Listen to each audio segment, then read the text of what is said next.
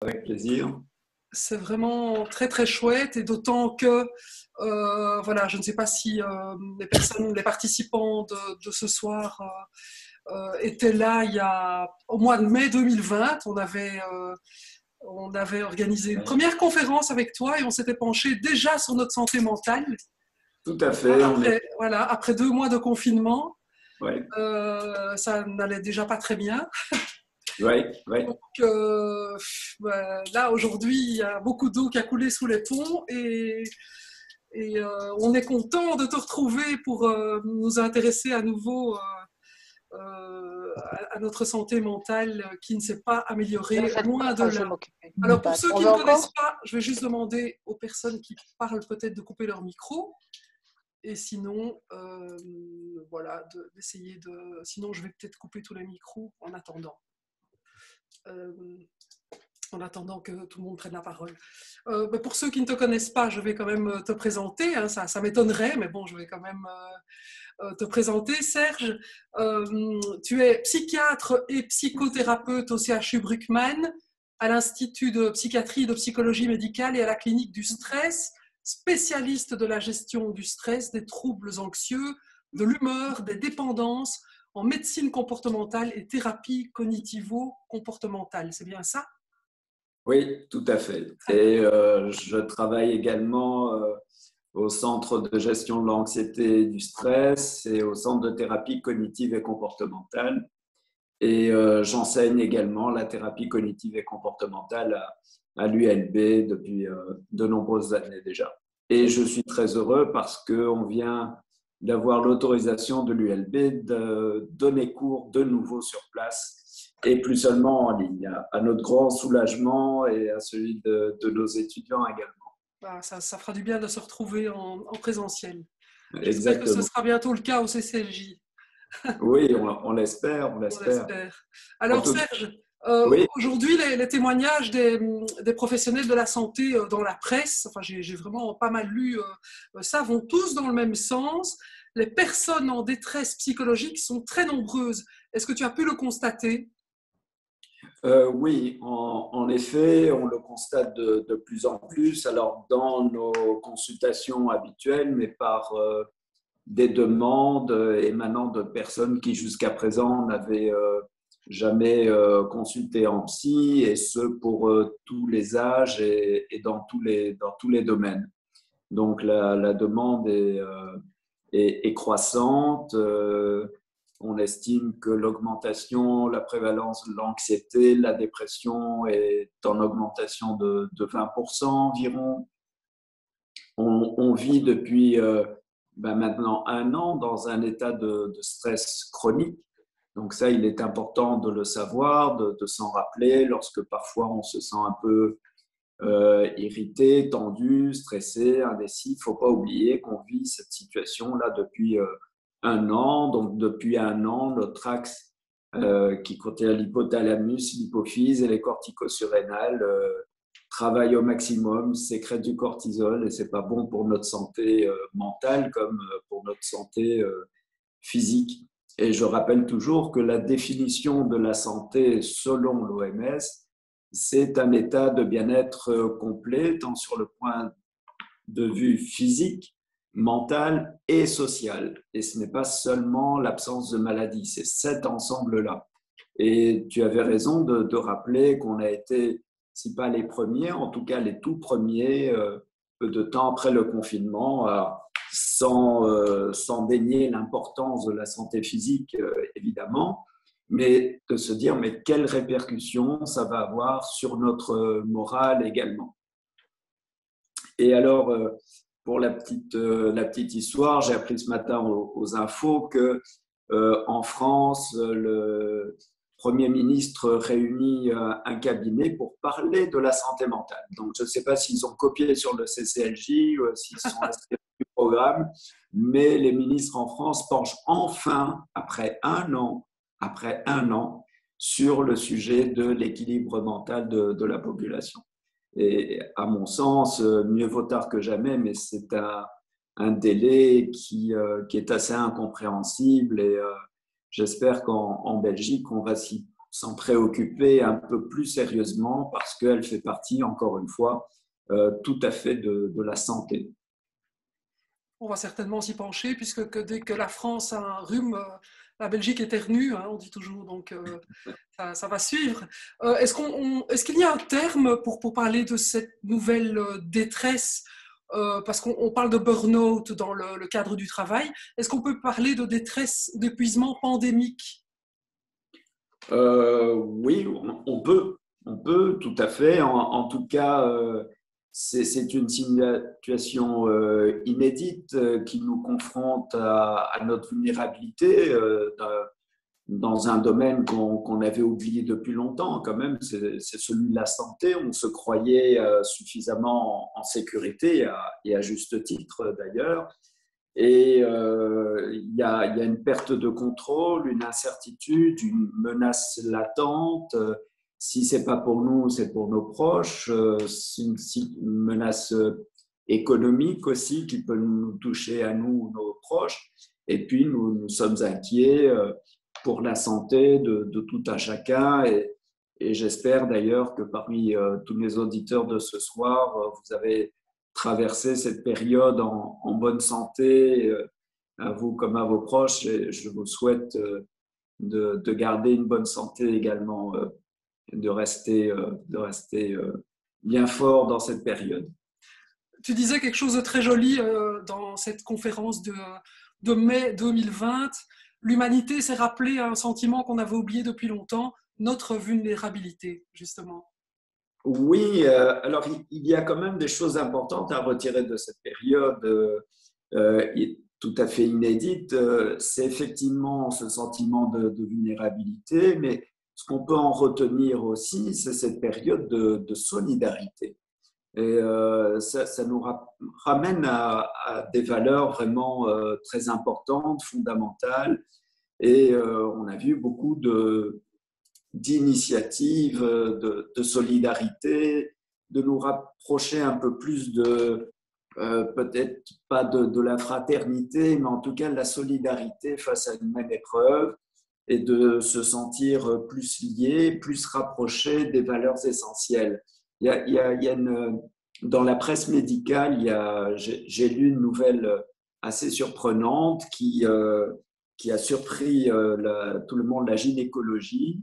C'est que durant cette année, il y a une diminution de 80% de la prématurité.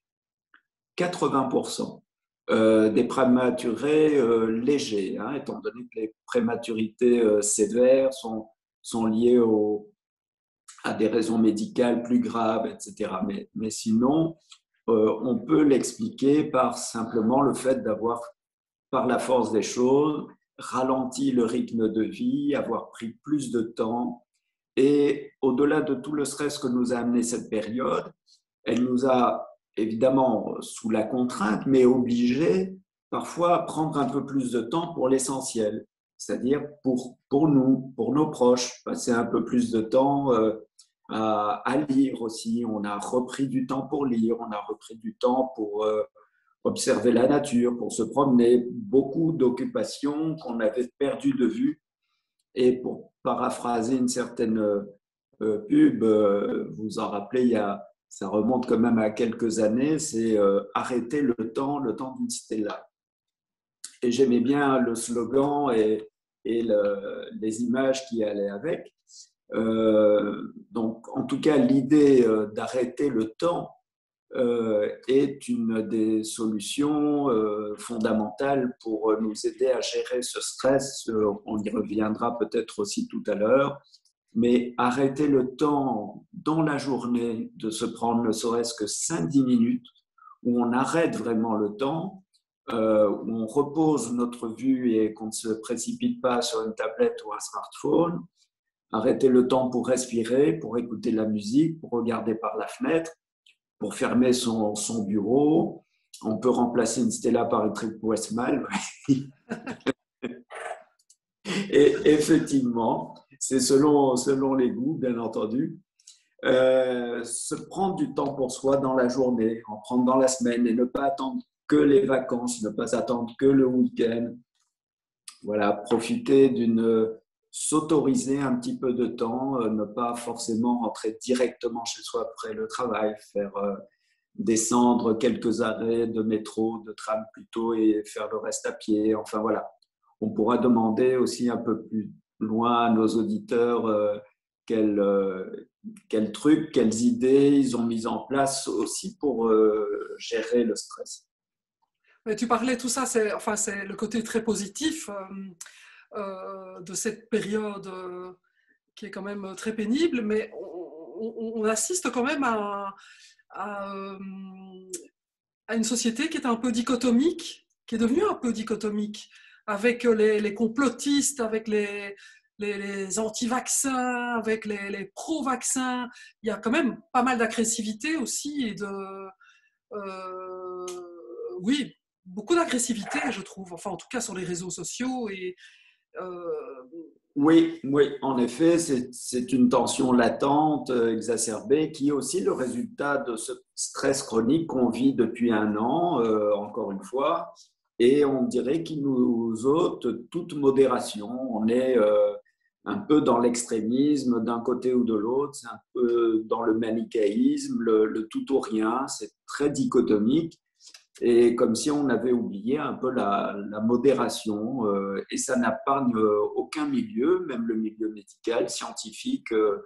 Je suis surpris de voir des réactions assez extrêmes, alors qu'on peut, si les avis sont différents, réfléchir ensemble, discuter pour de meilleures solutions, et non pas s'investiguer, se battre, se disputer ou s'insulter ou s'agresser, effectivement. Mais je vois ça justement comme une exacerbation de ce stress, comme une exaspération.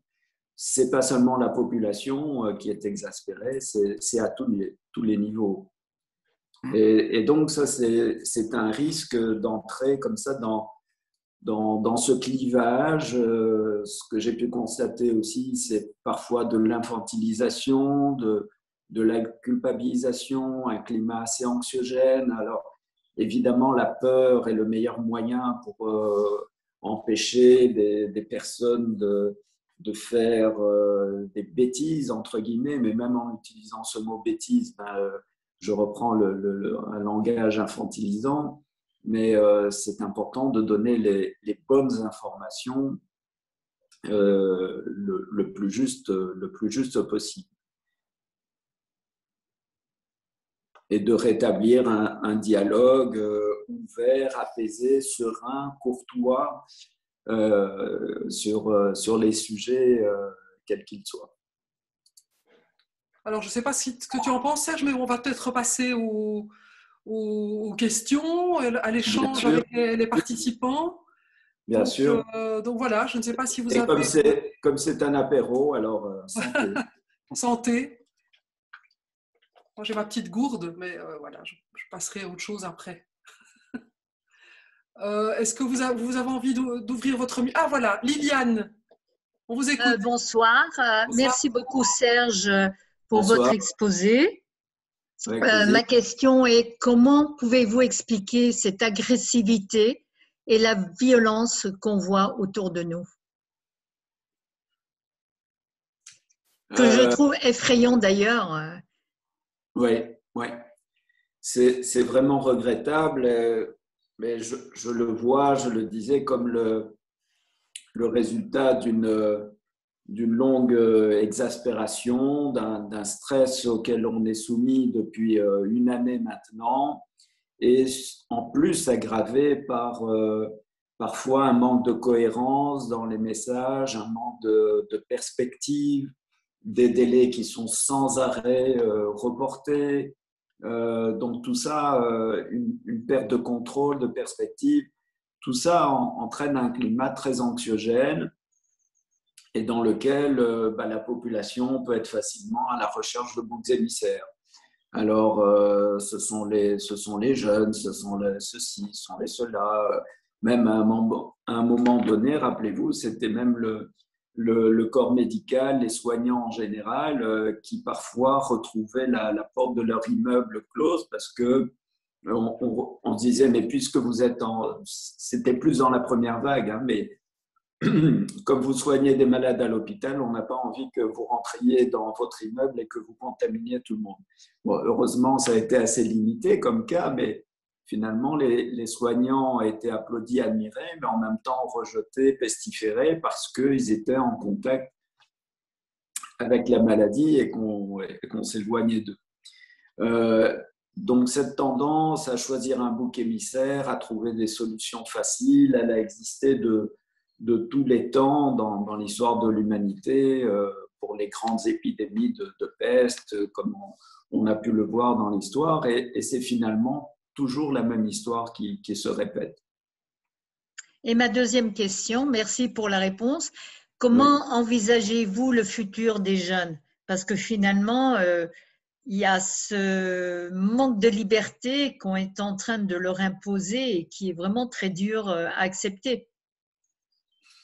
Oui, alors on peut voir déjà, avant de parler du futur des jeunes, et déjà je vous remercie pour votre question et la précédente, c'est-à-dire qu'en posant cette question, vous attirez l'attention sur le sort des jeunes, mais je vais parler aussi des plus âgés qui ne sont pas épargnés malheureusement.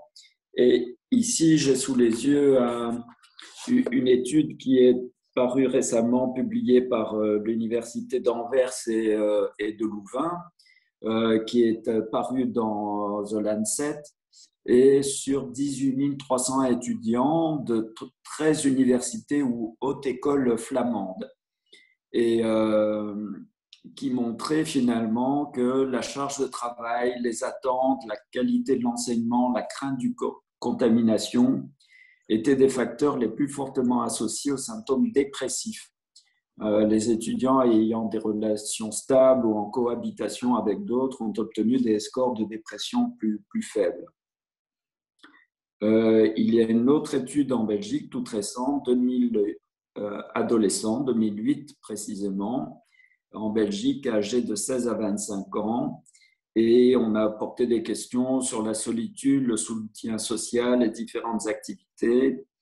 Et on a pu voir que 2/3, 65,49% des participants présentaient un stress mental significatif. Donc, sur 2000 adolescents de 16 à 25 ans, 65,49%, donc environ 2/3, présentaient un stress mental significatif. Et les facteurs associés au stress mental étaient le sexe féminin, la solitude, un soutien social limité, une augmentation de l'utilisation des médias sociaux, la fermeture des cafés et des restaurants, qui sont des lieux de rencontre et de détente, et une diminution des activités à la maison. Il n'y avait pas de différence entre les étudiants et les non-étudiants, ou entre les jeunes souffrant ou non d'une maladie chronique. Si on compare ces résultats avec des données qui avaient été établies en 2018, seuls 17% des jeunes de 14 à 15 ans présentaient un stress mental significatif. Donc, on constate que les symptômes mentaux chez les jeunes ont triplé, aussi bien dans la dépression que dans le stress. La prévalence des troubles anxieux avait doublé chez les garçons de 16 à 24 ans et triplé chez les filles, tandis que la prévalence des troubles dépressifs avait triplé chez les filles et même quadruplé chez les garçons de cette tranche d'âge. Donc voilà une étude toute récente, enfin 2 études faites en Belgique. Donc on conclut que l'impact du confinement sur les jeunes est assez impressionnant dans ces 2 études. Et ça peut s'expliquer par un besoin accru d'interaction avec les camarades, les stimuli sociaux dans cette tranche d'âge. Mais à tout âge, on a besoin de ces interactions sociales. Et l'isolement, la limitation des interactions sociales étaient des facteurs prédictifs importants de problèmes mentaux. Il faut savoir aussi qu'en 2015 ou 2016, la Fondation Roi-Baudouin avait aussi mené une étude sur la solitude chez les seniors cette fois-ci. Alors, dans cette étude, désolé, mais on considère senior à partir de 60 ans, alors qu'on aurait pu mettre à partir de 85, mais bon, Donc, c'est comme ça. On disait donc déjà, regardez la prédiction, si le pourcentage de personnes âgées solitaires se maintient au même niveau en Belgique, cela signifie concrètement que d'ici 2020, c'est-à-dire on y est, notre pays comptera plus d'1 million de personnes âgées solitaires. 1 million de personnes âgées solitaires. Donc la prévention et la lutte contre la solitude et l'isolement social des personnes âgées aussi méritent dès lors l'attention de tous, que ce soit acteurs politiques, des secteurs concernés, citoyens, etc. Mais ce qu'on voyait, j'ai des chiffres, hop, hop, hop. Oui, voilà. La conclusion de cette étude, elle est assez frappante et elle montre bien que la distinction entre santé mentale, physique et sociale est assez arbitraire puisque les répercussions vont de l'une à l'autre très facilement. Mais cette étude de la Fondation Roy-Baudouin concluait que finalement c'est un défi sociétal et qu'un capital social insuffisant constitue un facteur de risque de décès au moins aussi important que d'autres facteurs plus connus, tels que le tabagisme, l'obésité ou la pollution. Voilà les conclusions de cette étude menée en Belgique il y a 4-5 ans. Et il y avait une étude en Allemagne sur une cohorte d'une population encore plus grande qui montrait des résultats tout à fait comparables. Donc la solitude au troisième âge, pour les jeunes, et puis de toute façon, même entre les deux, comme un facteur délétère, très concret pour la santé, au point d'entraîner des risques de décès aussi importants que le tabagisme, l'obésité ou la pollution.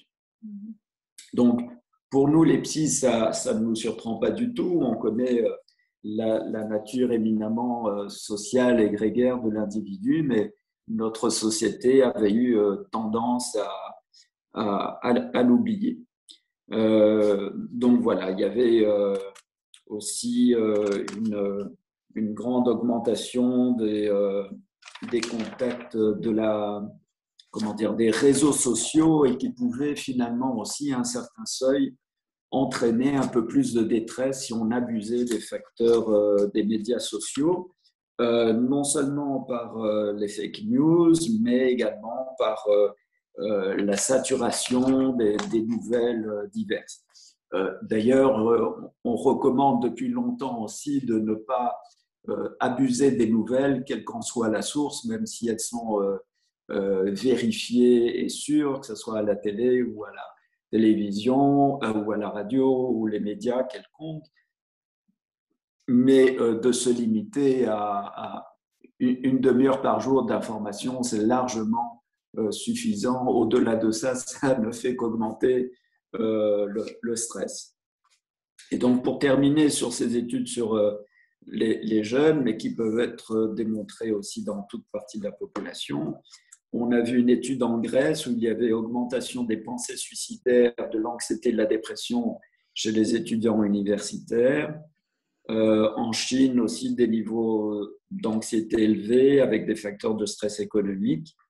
Au Royaume-Uni aussi, augmentation du stress mental la plus marquée chez les jeunes et les femmes. Voilà, donc une attention toute particulière au bien-être mental pendant la pandémie. C'est ça qui est vraiment important et on doit maintenant se préoccuper de cet aspect, non pas à la place de la pandémie, mais en parallèle et comme un facteur tout aussi important. Merci pour toutes vos explications. Ma dernière question, si vous permettez, dans quelle mesure vous, en tant que psy, vous pouvez aider les jeunes? J'ai entendu à la radio aujourd'hui qu'en France, par exemple, les psychologues sont disponibles pour les jeunes à pouvoir les aider, à pouvoir être en communication et que c'est un service qui va devenir officiel. Voilà.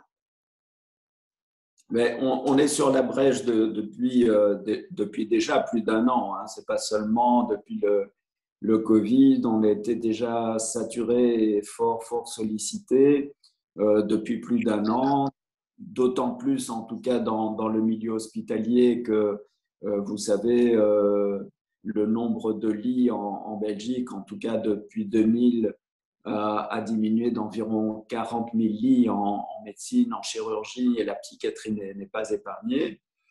Donc, il y a saturation aussi parce qu'il y a une diminution des moyens qu'on peut mettre à la disposition des patients et de la population comme offre de soins, que ce soit en médecine, en chirurgie ou en psychiatrie.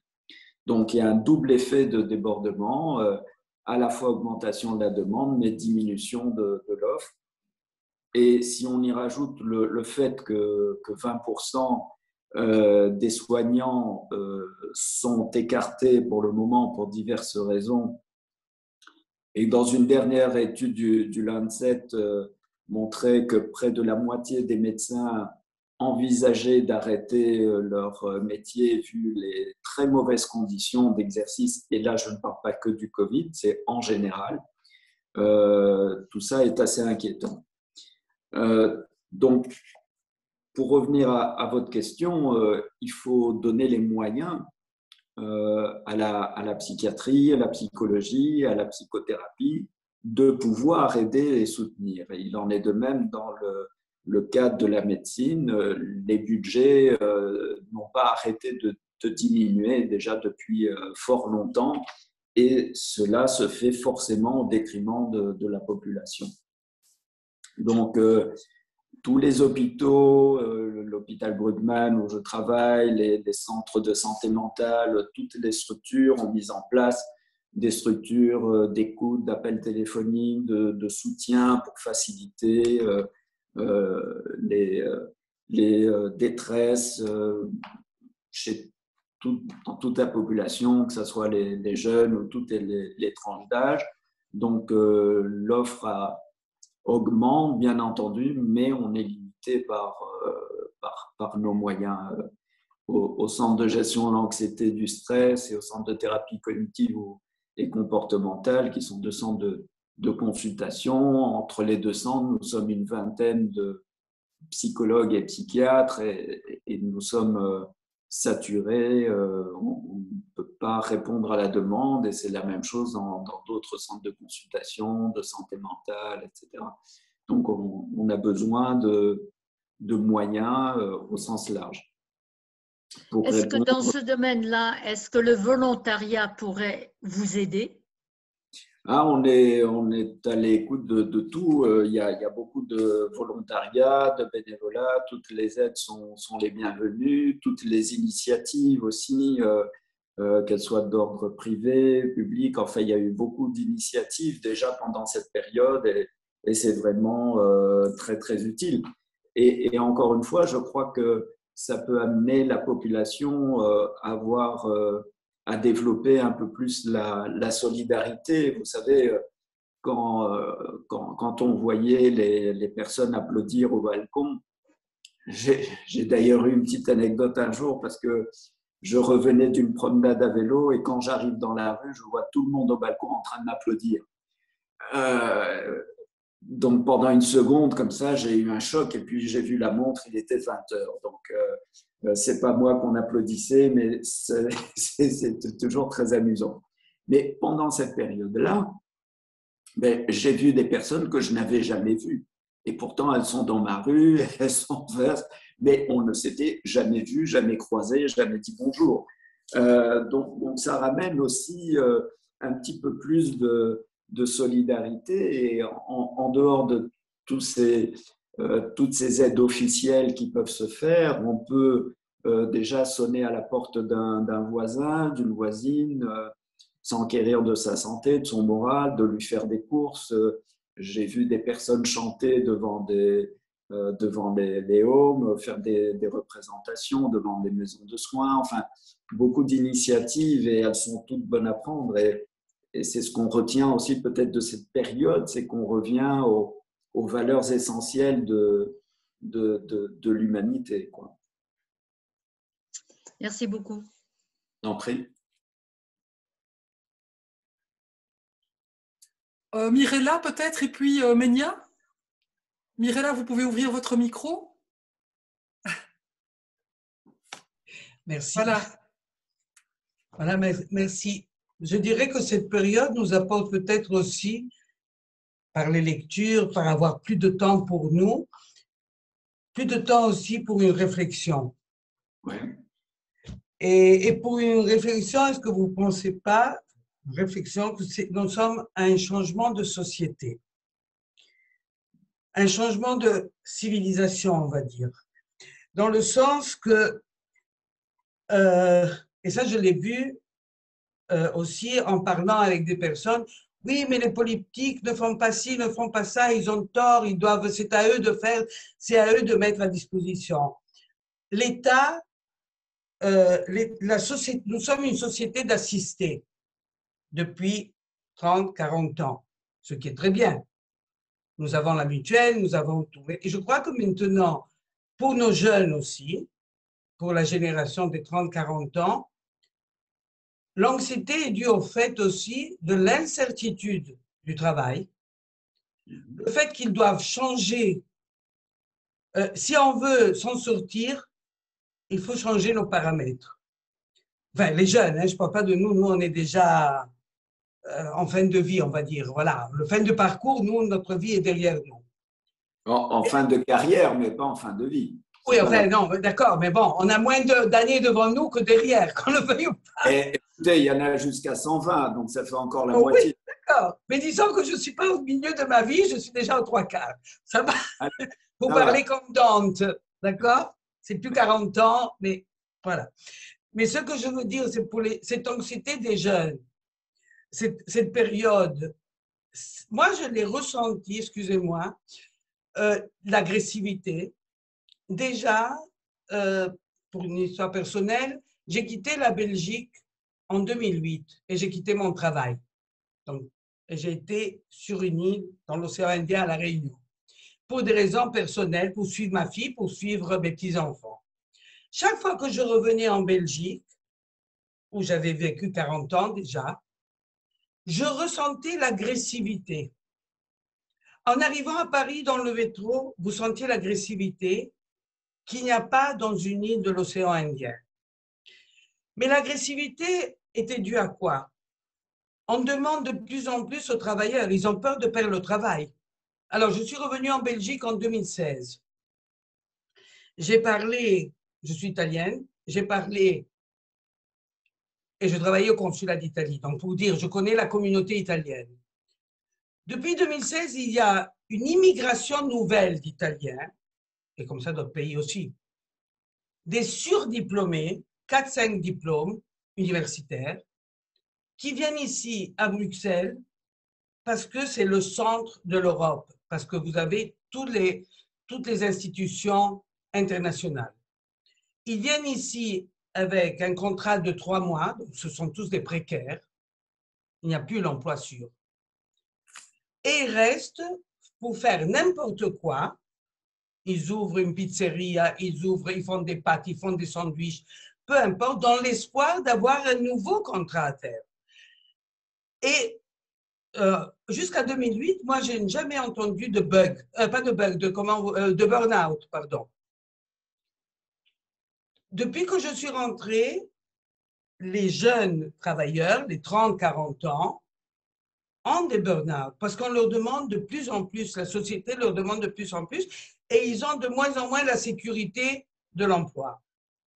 Après, on peut donner plein d'exemples. Vous ne croyez pas que ça aussi, ça fait partie du stress en général sur lequel s'est branché ce fameux virus qui peut-être va nous apporter quand même à réfléchir, c'est-à-dire pas à nous, mais à une réflexion de société. Excusez-moi. Et une réflexion de société sur quoi alors précisément? Vous voulez dire sur le… Ce que nous voulons, ce que nous cherchons. Est-ce que c'est la réussite? Est-ce que c'est le pouvoir? Je crois que c'est un retour aussi, les jeunes, enfin les jeunes toujours, qui n'auront plus de travail. Et on voit ça dans l'écologie. Ils vont s'adresser de la ville à la campagne. Il y en a très peu pour le moment. Mais je crois que c'est les valeurs de société qui sont en train de changer, comme après une guerre. Oui, Parce que je suis née oui, devant la guerre.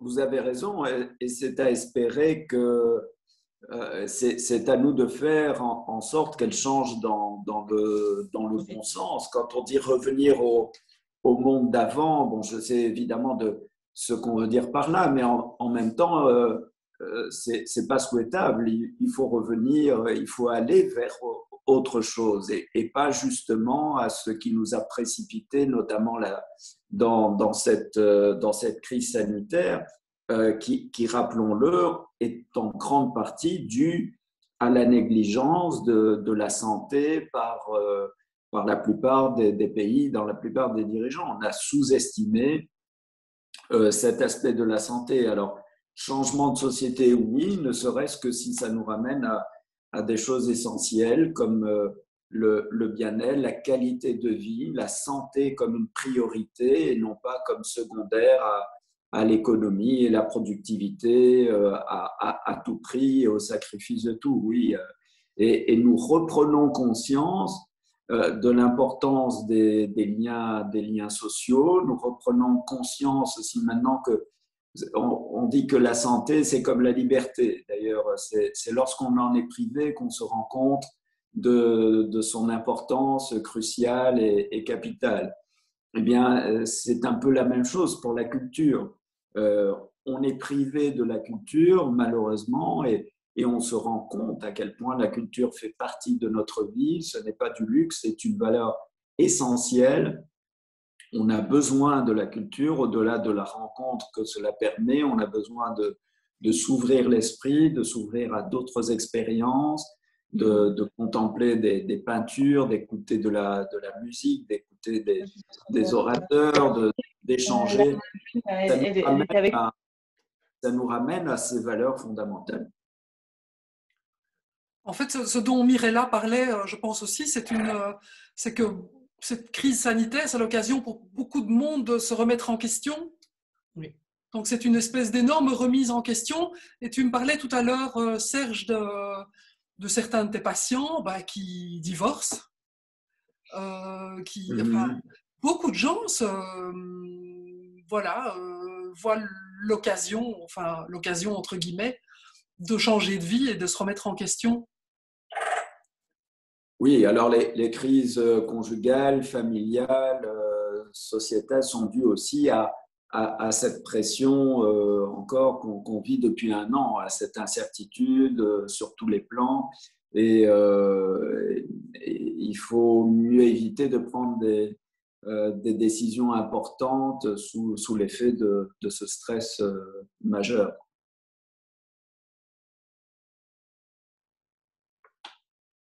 Merci. Merci. Merci à vous. Oui, je peux. J'ai deux questions. Oui. Oui. Bon, bonsoir à tout le monde. Merci, Monsieur Gosselin, pour vos réponses. Bonsoir, merci. Deux questions qui m'intéressent beaucoup. D'abord, vous avez parlé vous avez recommandé une utilisation modérée des médias, 1 heure par jour maximum.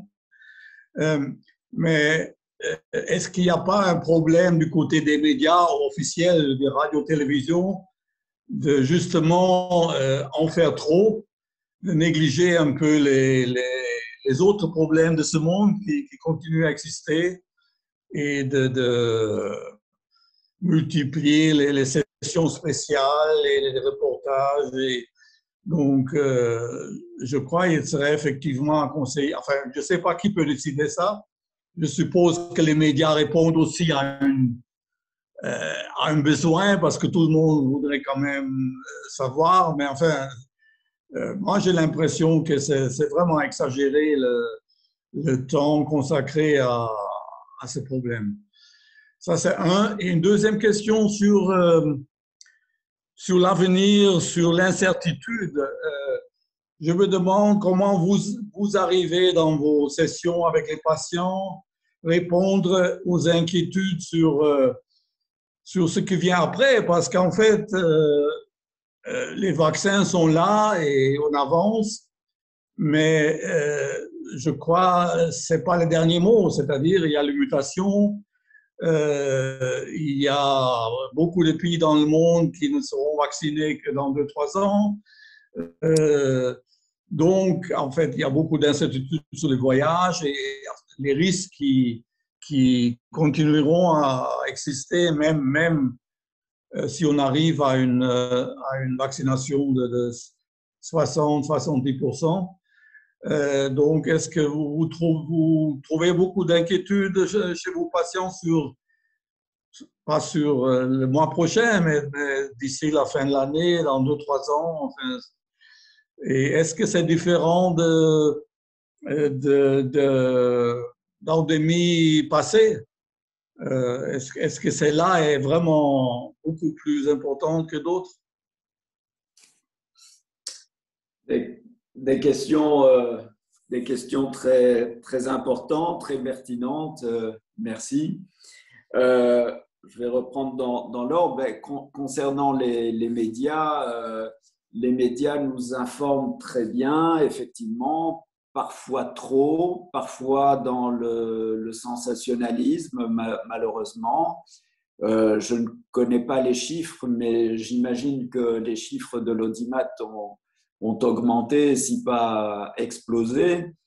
Et vous avez raison. Alors, c'est une question d'offre et de demande. Peut-être qu'ils en offrent beaucoup parce qu'il y a de la demande, ou on regarde parce qu'il y a beaucoup d'offres et que ça prend une partie importante de notre vie. Je crois que les journaux télévisés, les documentaires n'ont jamais été vus aussi de façon aussi importante que pendant cette année. Alors, est-ce qu'on pourrait demander aux médias de diffuser moins de ces messages? Moi, en tout cas, je n'ai pas ce pouvoir. Mais sinon, nous avons tous le pouvoir de moins allumer la télé, de moins consulter tous les sites Internet, etc. Et à ce moment-là, les médias verront bien qu'il y a une lassitude de la part du public. Donc, c'est une autre façon aussi de contrôler, non seulement pour que les médias s'en rendent compte, mais pour nous-mêmes, de reprendre un contrôle sur les choses. Parce que ça fait aussi partie de l'impact du stress, c'est le sentiment d'avoir un contrôle sur les choses.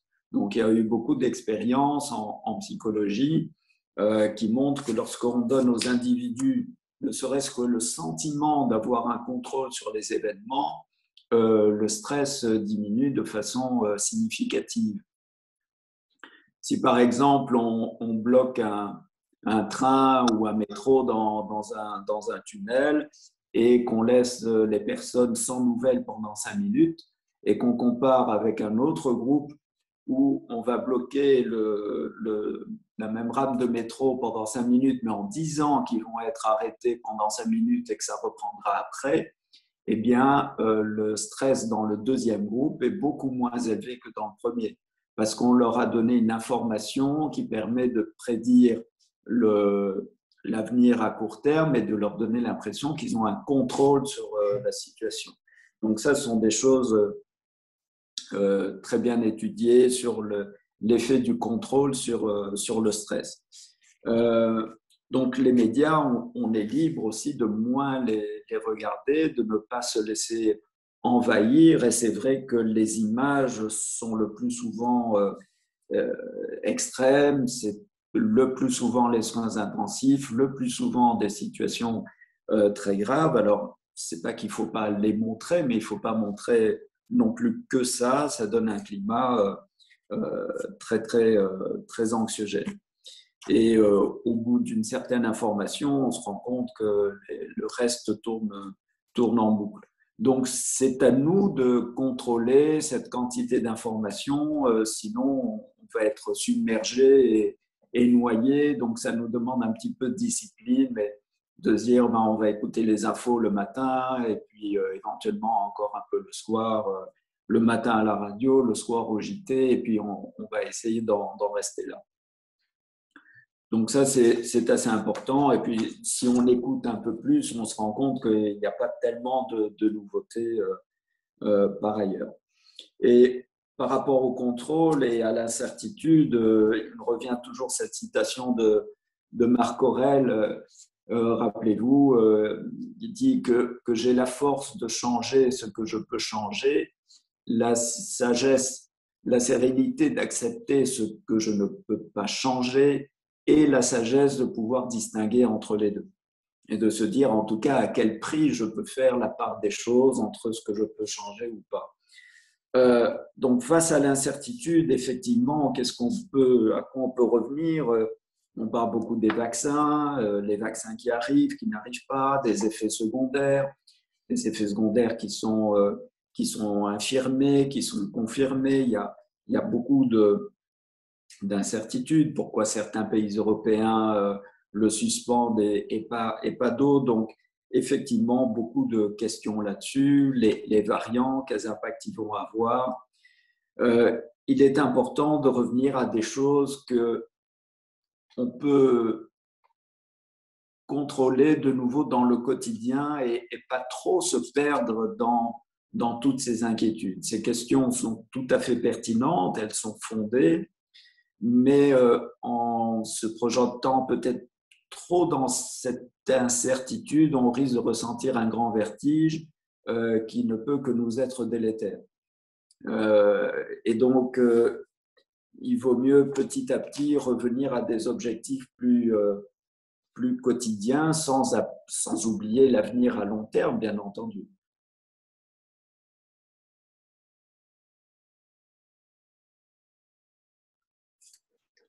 Alors, il y a Jackie. Jackie, tu peux allumer ton micro? Oui. Merci. Vous m'entendez? Oui. Ok. Merci. Enfin, un petit peu, tu peux parler fort parce que c'est assez faible le volume. Bon, je vais essayer de parler plus fort. D'accord. Ok, merci pour votre exposé. Simplement, tout au début, vous avez parlé que le gouvernement français commence à prendre la santé mentale en considération, tout comme ici, il commence à en parler. Mais en dehors de ce que vous avez raconté, c'est-à-dire que les gens doivent prendre autrement la situation par eux-mêmes, il y a aussi l'intervention du corps médical.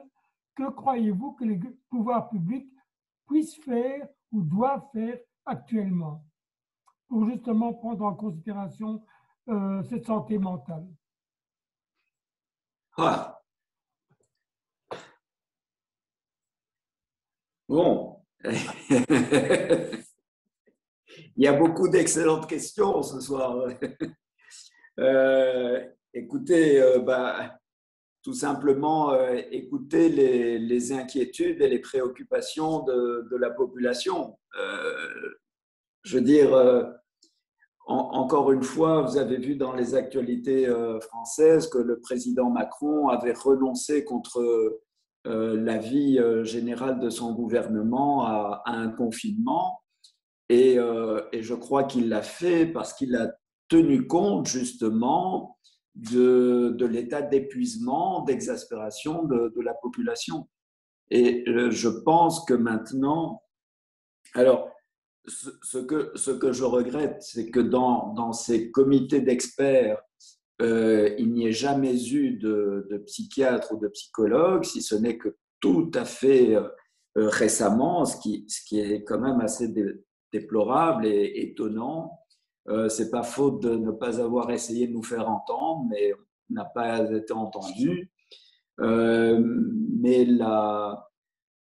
Mais ce domaine-là ne semble pas être pris vraiment en considération. Et j'espère qu'il ne faudra pas attendre des chiffres encore plus catastrophiques qu'ils ne le sont déjà maintenant pour que les pouvoirs publics entendent l'appel de la population médicale, psychiatrique, des psychologues, de l'état de détresse mentale de la population pour prendre des mesures. C'est déjà de pouvoir entendre la voix de toutes ces personnes. J'étais samedi faire une promenade à vélo et je suis passé par le bois de la Cambre. Il y avait beaucoup de monde, beaucoup de personnes avaient les masques. Ils ne dépassaient pas la plupart des groupes de 4, 5, 6 personnes. Il y avait un grand déploiement de police. Et j'ai trouvé que la police, bien qu'en très grand nombre, était tout à fait courtoise et respectueuse lorsqu'il venait auprès de groupes un peu plus importants parce qu'il manifestait en tout cas beaucoup de compréhension, même pour les excès qu'il pouvait constater.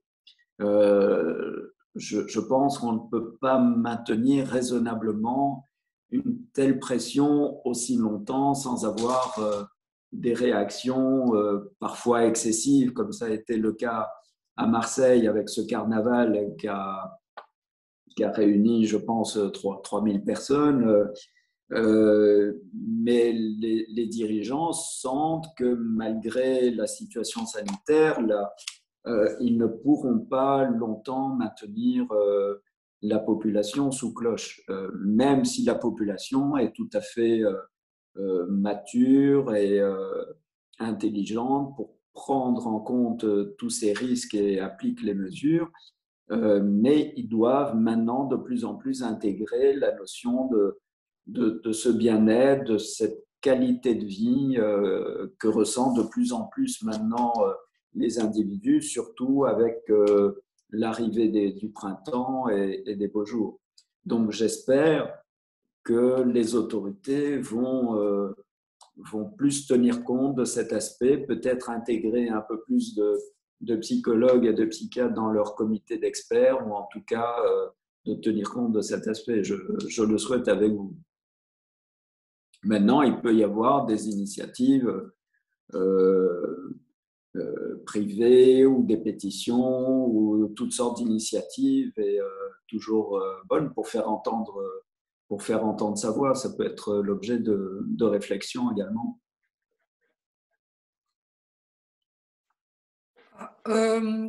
Oui, je vois que vous levez le doigt. Je ne sais pas qui vous êtes. IMAC. Vous pouvez ouvrir votre micro? Mon nom n'apparaît pas. Voilà. Je présente Christian Gilbert. Bonjour Christian. Je salue mon ami Serge, dont j'ai écouté les paroles très sages jusqu'à présent. Je voulais simplement vous dire, ce ne sera pas une véritable question, bien qu'elle soit liée à ta compétence. Tout ce qu'on a entendu à propos des médias notamment et du véritable impact de cette pandémie est, à mon avis, fortement remis en cause par des personnes qui ont réfléchi à la question. J'ai entre les mains un livre qui est, je dirais, d'utilité publique. Je vous le présente. Je crois que tout le monde devrait lire ce livre. Voilà. Quand la Voyez bien. psychose peut dérailler le monde, oui. Alors, ça parle effectivement de la psychose. J'imagine que le spécialiste que tu es, Serge, sait ce que c'est que la psychose. Et ce livre explique, à mon avis, très bien les dérives qu'ont provoqué cette pandémie dans l'opinion publique. C'est-à-dire qu'avec des exemples extrêmement documentés, ce sont 2 élèves de l'École normale supérieure de Paris, ces auteurs démontrent les chiffres qui ont été, disons, manipulés par à la fois les médias et les autorités politiques, à savoir que la mortalité, qui est peut-être un des seuls vecteurs de contrôle de cette pandémie, est infiniment inférieure à toutes les autres formes de pandémie que nous avons eues dans l'histoire de l'humanité. Ça ne veut pas dire qu'elle n'est pas grave, ça veut dire simplement qu'on a présenté, qu'on a fait peur à toute la population. Si vous lisez ce petit livre qui coûte 3,90 €, vous allez vous faire une idée, je pense, assez juste de ce qui se passe actuellement dans le monde.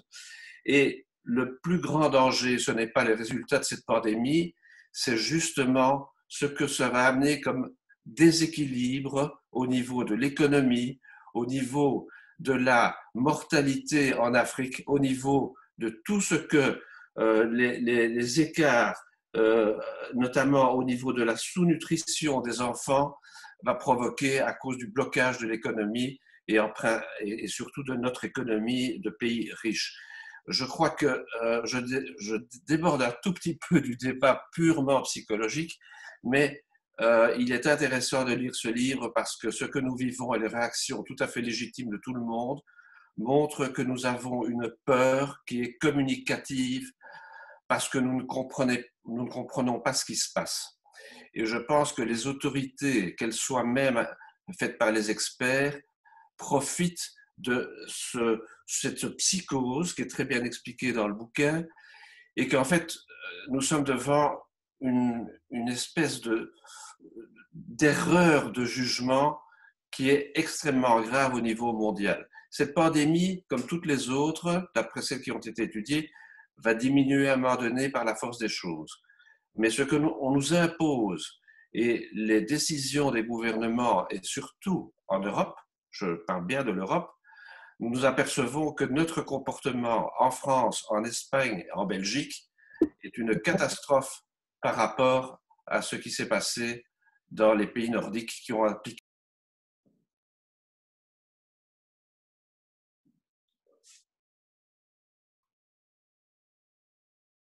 Vous devez juste rallumer votre micro parce que j'ai eu un petit souci de… Je recommande. Voilà. Donc simplement, je ne vais pas… Tu es censuré, Christian. Je suis censuré, oui, absolument. Bon. Alors, Serge, ce n'est pas une question que je pose, mais je rebondis par rapport à la question de notre précédent invité à propos des médias. On en fait effectivement beaucoup trop. Et je pense que le corps médical a certainement une vision des choses qui est plus réaliste que ce qu'on veut bien nous faire croire. Et je pense aussi que la politique de vaccination est liée à un énorme marché et que les médecins ne disent pas toute la vérité non plus. Je pense qu'il y a des angoisses de la part des populations âgées, donc je commence à faire partie, qui se demandent quand même à quoi sert ce vaccin. Il sert certainement à quelque chose, mais ce n'est pas clairement expliqué et on ne fait pas tout pour qu'il soit généralisé. On voit très bien que dans certains pays, ça fonctionne très bien, la vaccination porte ses effets. En Belgique, ça ne porte pas ses effets et c'est très mal géré. J'en arrête là, tu me diras ton sentiment, mais je vous recommande la lecture de ce livre qui est vraiment, je dirais, un remarquable résumé de ce qui se passe actuellement dans le monde. Je vous remercie de m'avoir écouté peut-être un peu longuement. Ce n'est pas un coup de gueule que je fais, c'est simplement, je dirais, je ne suis pas scientifique et je m'en remets maintenant à l'expertise de mon ami Serge qui est beaucoup plus qualifié que moi pour juger de ce petit constat. Voilà. Merci beaucoup. Merci beaucoup à vous. Merci Christian, mais je ne suis pas du tout qualifié dans les domaines que tu viens d'exposer en élargissant le débat et je te remercie. Mais est-ce que tu peux nous donner les noms des auteurs et nous dire qui ils sont en fait? Sont des, Alors, certainement. Donc, les auteurs s'appellent Renaud Girard, avec un D, et Jean-Loup Bonnamy. Ce sont deux anciens élèves de l'École normale supérieure de Paris et ils ont fait cette étude qui est parue dans une édition très intéressante qui s'appelle Tract chez Gallimard. Ce sont des petits opuscules de 40 pages et au prix extrêmement modeste pour ce qu'ils valent de 3,90 €. Je vous recommande ce petit livre parce qu'il n'est absolument pas tendancieux, il est simplement très bien documenté et il apporte un éclairage, à mon avis, essentiel sur la question de la pandémie. Voilà. D'accord. Ben merci. Peut-être que tu peux noter les références dans le… Je vais peut-être l'envoyer dans la conversation. Dans la conversation, oui, voilà. À tout le monde, comme ça, voilà. Bon, merci. Tout le monde aura je n'ai bien sûr pas d'intérêt, aucun intérêt dans, je dirais, l'achat de ce livre, mais je pense qu'il sera certainement très utile à la plupart de nos interlocuteurs d'avoir une vision un peu plus générale de… Bien. Mais, écoute, en tout cas, merci Christian d'avoir élargi le débat, même si là, tu m'amènes dans des domaines dans lesquels je ne suis pas du tout expert. Moi, je resterai au niveau qui est le mien, mais peut-être quelques remarques. En tout cas, quand tu parles du corps médical, tu as bien vu, nous avons tous vu que le corps médical n'a pas été unanime et parlé d'une seule voix. Et on a même été témoin d'avis très divergents et très opposés parfois entre différents médecins. Donc, il n'y a pas le corps médical, mais plusieurs voix dans ce corps médical. vous rappelez peut-être cette pétition du professeur Gala l'été dernier, co-signée par une centaine ou 200 médecins, de réaction de pédiatres également, enfin bref, aussi qui demandait que dans ces commissions d'experts puissent aussi participer des médecins qui ont des patients et pas seulement des théoriciens ou des technocrates, mais des vrais médecins, j'ai envie de dire, qui sont aussi en contact avec les réalités, pas seulement avec des éprouvettes ou des graphiques. Par ailleurs, donc, tu parlais des répercussions à venir. Ben, les répercussions dans le monde, elles ont déjà eu lieu, c'est-à-dire qu'au niveau des pays en voie de développement comme l'Afrique ou l'Asie, ils ont déjà beaucoup souffert de l'arrêt des transports de nourriture, de médicaments dans tous ces pays-là. Je ne connais pas les chiffres, mais ça semble assez grave. Et puis, ne serait-ce que dans nos pays, à cause de cette pandémie, ben, vous le savez que beaucoup de patients n'ont pas osé se présenter aux examens de dépistage, aux rendez-vous prévus, par peur de déranger le corps médical et par peur d'être contaminés eux-mêmes. Donc, je ne sais pas si on a fait une évaluation de cela, mais cette diminution des soins, des salles d'opération, des urgences, de tout ça, va aussi avoir des répercussions et a déjà des répercussions réelles sur la santé de la population. D'avoir mobilisé tous ces lits, les patients qui consultent moins, qui ne font pas leurs examens, les dépistages, etc., a déjà eu des répercussions sur la santé. Alors, Serge, je pense qu'il y avait une question de Charles. Oui. Voilà, si tu peux ouvrir ton micro, Charles. Voilà, c'est bon. Bonjour, en fait, c'est Marcel qui voulait poser une question. Ah, Marcel, voilà. Vas-y. Je voulais demander à l'orateur s'il pouvait parler de l'activité physique et éventuellement des bienfaits.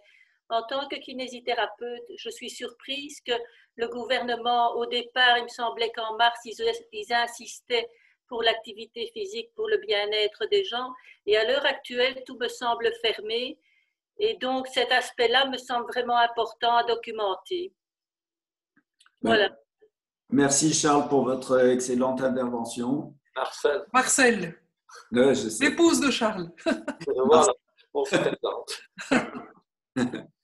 Et merci beaucoup pour votre intervention, votre remarque. Et c'est ce que je disais aussi à Sylvie, ça serait bien, comme on s'approche aussi tout doucement de la fin, mais moi j'ai tout mon temps, qu'on consacre aussi une partie aux solutions, en tout cas aux pistes, aussi pour gérer le stress dans cette période particulière. Donc, nous avons fait survoler cette année là rapidement sur le plan psychologique, les impacts, mais ce qui est important et ce qui me semble déterminant, c'est aussi de pouvoir se dire, puisque nous sommes là, je crois, une trentaine ce soir, quels sont nos trucs, nos astuces pour lutter dans cette période. On n'est pas que victime de ça, nous avons des moyens de réagir. Et ce qui est en nos mains, on peut le faire, on peut réagir. L'activité physique, le mouvement est en effet essentiel. Des études menées déjà bien avant montraient que l'activité physique est aussi efficace que les antidépresseurs pour une dépression légère à moyenne.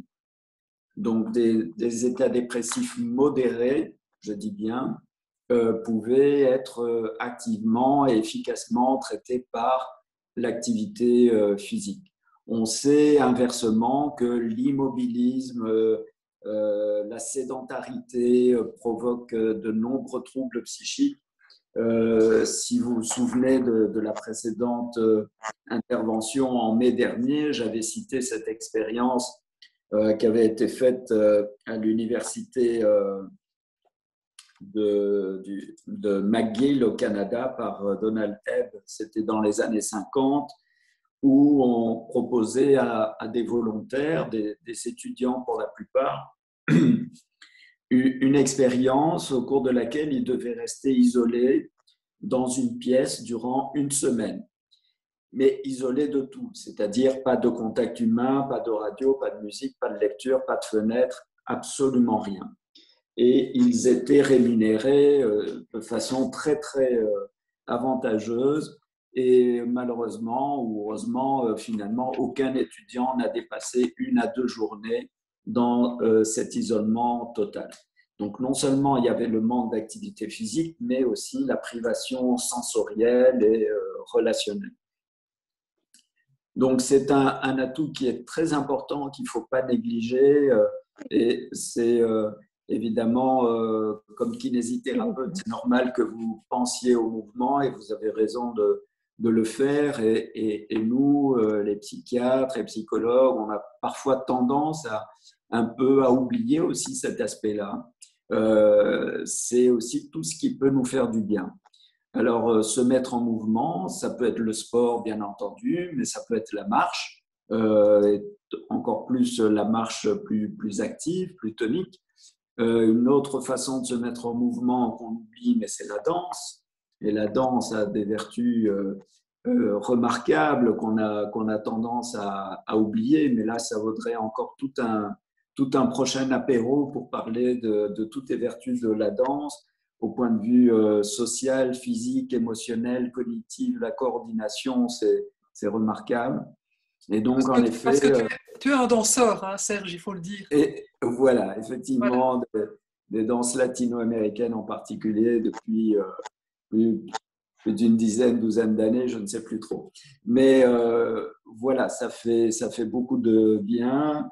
D'ailleurs, depuis quelque temps, dans les thérapies de groupe, je termine par quelques mouvements de danse, quelques pas, et ça redonne de l'humeur, la bonne humeur et du peps.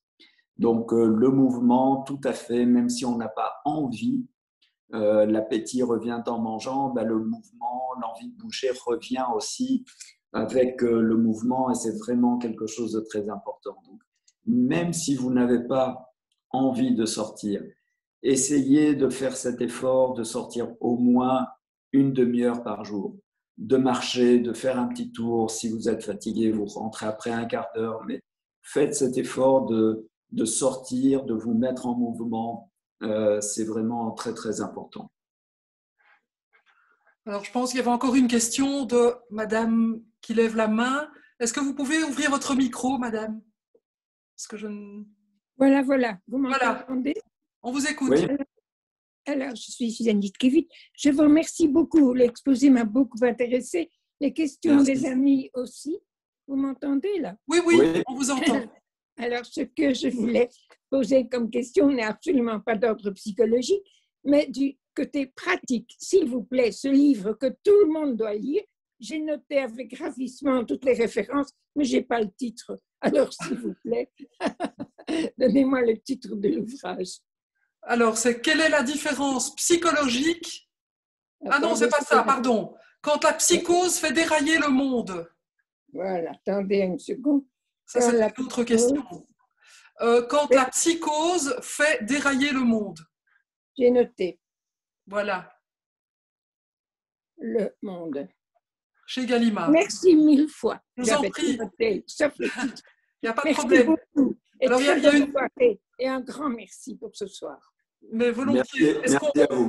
On prendrait une dernière question, Serge? C'est une question écrite. Avec plaisir, je suis là pour vous.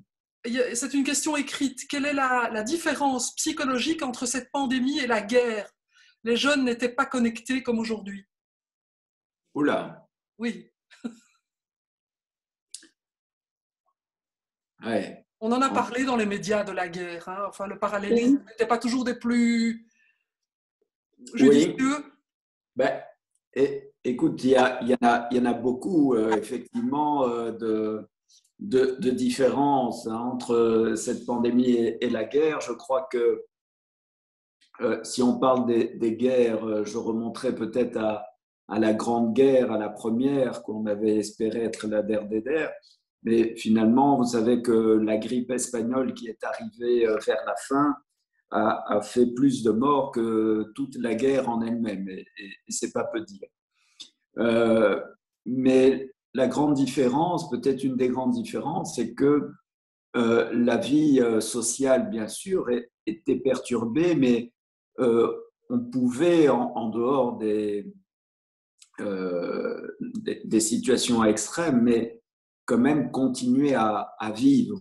Les gens se voyaient, même s'il pouvait y avoir un couvre-feu, mais il y avait une vie sociale, il y avait une entraide, il y avait une communication qui était là. Bien sûr, la menace était et sans comparaison. On peut pas faire de comparaison. C'était bien plus grave à ce niveau-là. Mais c'est peut-être dans l'état d'esprit de la population, comment ils ont réagi, quoique il y avait aussi un clivage entre ceux qui étaient pour ou contre l'occupant ou qui étaient neutres. Mais c'est une vaste question. En effet, ça vaut la peine de s'y pencher. Je n'ai pas la prétention de pouvoir répondre à ça, mais il y a certainement des points communs dans la recherche de boucs émissaires, dans la question de l'agressivité, dans la question du clivage, dans la question dont a été réglée l'après-guerre, dans la recherche de coupables, de boucs émissaires. Il y a des points communs.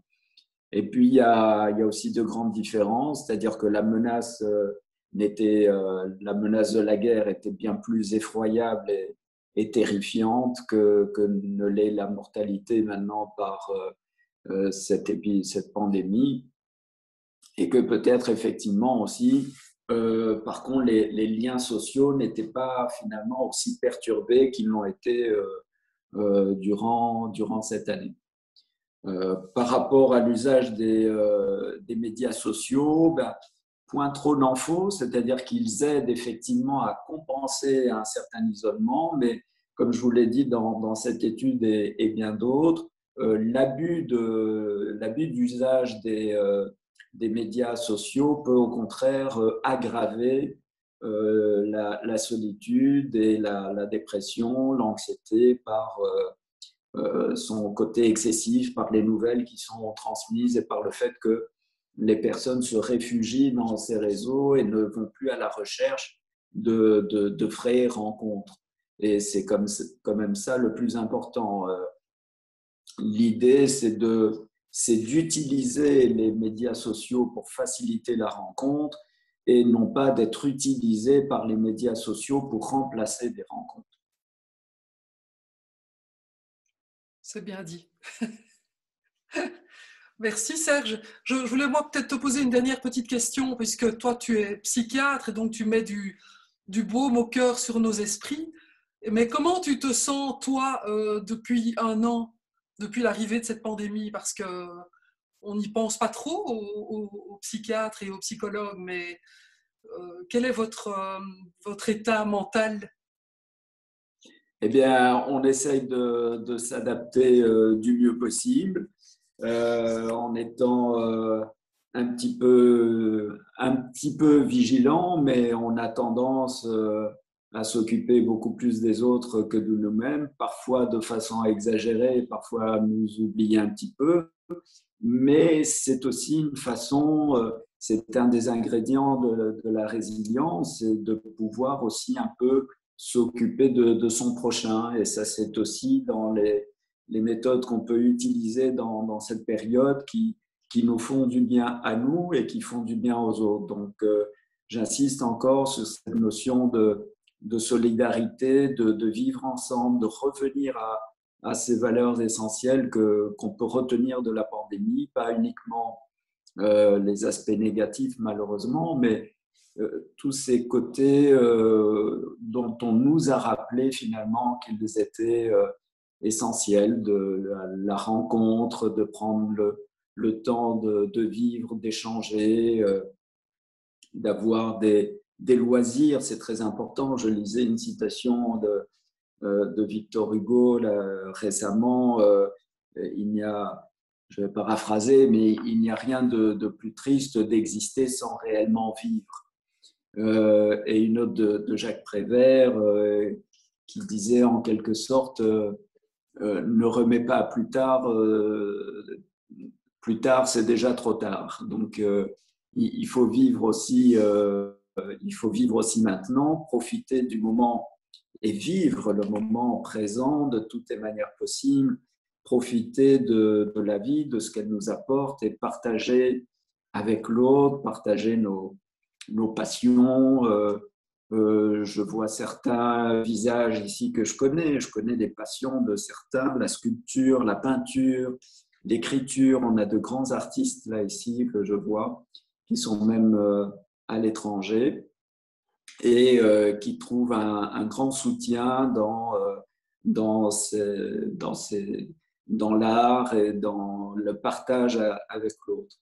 Donc dans la musique, dans les chants, dans la poésie, dans la lecture. Et on espère avec Sylvie bientôt l'ouverture de tous les centres culturels, de tous les spectacles, qu'on nous fasse rire avec Richard et tous les grands artistes de nouveau, avec Richard Ruben. On aura besoin de rire, Il faudra qu'on prenne un abonnement et pour tout ça, qu'on s'inscrit tous les soirs, on prend un abonnement au spectacle, à la vie, au chant, aux danse, aux arts. Et je repense finalement que c'est pendant la guerre que Charles Trenet avait écrit « Je chante ». Il avait écrit « Je chante », il avait écrit « Boum » quand notre cœur fait boum. Et il avait écrit aussi « Il y a de la joie ». Il avait écrit « Il y a de la joie en pleine Seconde Guerre mondiale ». Donc, n'oublions pas de chanter, de danser, de vivre, de partager, de nous aimer, de nous aider, de nous voir, de nous parler. Voilà, tout ce qui nous aidera à traverser cette période. Eh bien, écoute, merci. C'est une belle conclusion. Merci beaucoup, Serge. Merci Sylvie. C'était super. Merci. Merci. Je vois que tout le monde applaudit. C'était très, très chouette. Et puis, voilà, j'espère ne pas te retrouver dans ce contexte-là, mais peut-être pour une autre conférence et un autre thème. Avec grand plaisir. Voilà, et en présentiel. Et merci à tous les participants de nous avoir invités dans leur maison, dans leur salon et d'avoir pris l'apéritif. Et encore une fois, l'Echaim à votre santé. L'Echaim, merci beaucoup. Au revoir. Au revoir tout le monde, bonne soirée et merci.